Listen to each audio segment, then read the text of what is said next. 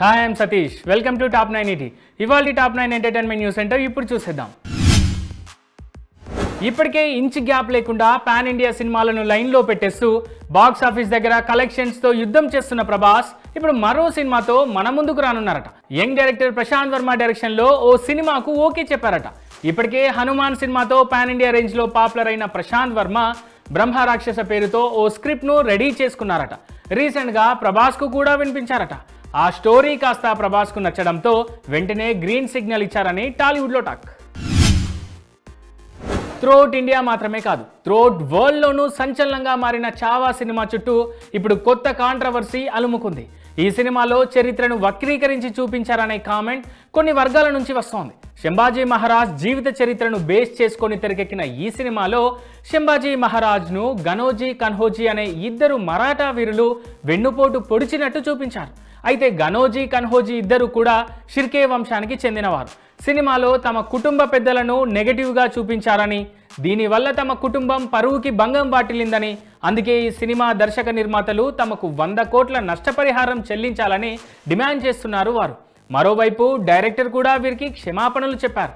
అయినా కూడా చరిత్రను ఈ మూవీ మేకర్స్ వక్రీకరించారని సోషల్ మీడియాలో ప్రచారం జరుగుతోంది. వికీ కౌశల్, రష్మిక మందన జంటగా లక్ష్మణ్ ఉటేకర్ తెరకెక్కించిన చిత్రం చావా. ఈ చిత్రం వరల్డ్ వైడ్ గ్రాస్ 500 కోట్లు దాటిపోయింది. ఇదిలా ఉంటే ఈ చిత్రాన్ని తెలుగులో గీతా ఆర్ట్స్ విడుదల చేయబోతున్నారు. మార్చి 7న చావా తెలుగు వర్షన్ విడుదల కానున్నట్లు అధికారికంగా ప్రకటించారు makers. Naga Chaitanya కెరీర్లోనే big hit సినిమాగా ట్యాగ్ వచ్చేలా చేసుకున్న తండేల్ మూవీకి లీకర్స్ నుంచి బిగ్ జలక్ తగిలింది. థియేటర్స్లో కలెక్షన్స్ కుమ్మేసిన ఈ మూవీ ఓటీటీ స్ట్రీమింగ్కి ముందే ఫుల్ HD ఫార్మాట్లో నెట్టింట లీక్ అయింది. అన్ని పైరేటెడ్ సైట్స్లో అందుబాటులో ఉంది.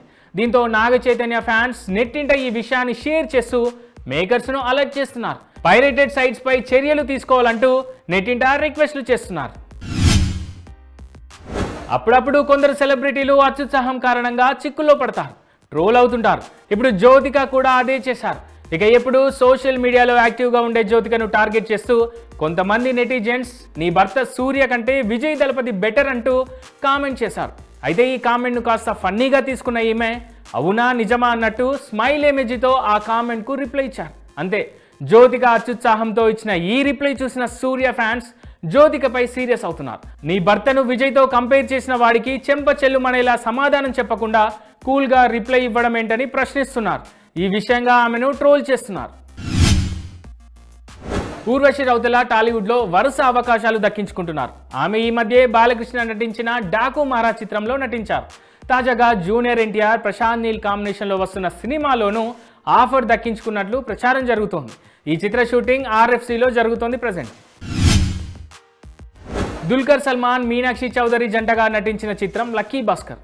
గతేడాది విడుదలైన ఈ చిత్రం 100 కోట్లకు పైగా వసూలు చేసింది. ప్రముఖ ఓటీటీ వేదిక నెట్ఫ్లిక్స్లో లక్కీ భాస్కర్ చిత్రం స్ట్రీమింగ్ అవుతోంది. అక్కడ సరికొత్త రికార్డులను తెరతీసింది ఈ చిత్రం. నెట్ఫ్లిక్స్లో వరుసగా 13 వారాల పాటు ట్రెండ్ అయిన మొదటి దక్షిణ భారతీయ చిత్రంగా సరికొత్త చరిత్ర సృష్టించింది లక్కీ భాస్కర్ మూవీ.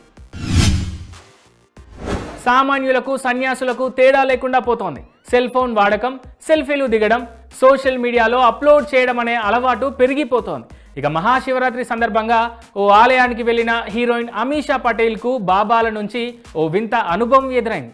గుడిలో ఆమెను చూసిన బాబాలు, సన్యాసులు ఒక్కసారిగా మొబైల్ ఫోన్స్ పట్టుకొని సెల్ఫీల కోసం ఎగబడిన వీడియో ఇప్పుడు నెట్టింట వైరల్ అవుతోంది. వాళ్ళందరూ దొంగ బాబాలే అనే కామెంట్ వస్తోంది నెట్టింట. కుండబద్దలు కొట్టినట్టు ఘాటుగా హాట్గా మాట్లాడే కంగనా రనౌత్ మరోసారి అదే చేశారు.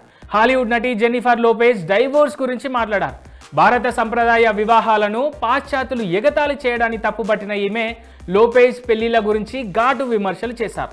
ఎందరో మగాళ్లతో సంబంధాలు పెట్టుకొని పలుమార్లు పెళ్లిళ్లు చేసుకున్న జెన్నిఫర్ లోపెజ్ ఇప్పుడు వయసు 50 దాటాక కూడా సరైన జీవిత భాగస్వామిని వెతుక్కుంటూనే ఉందని కామెంట్ చేశారు.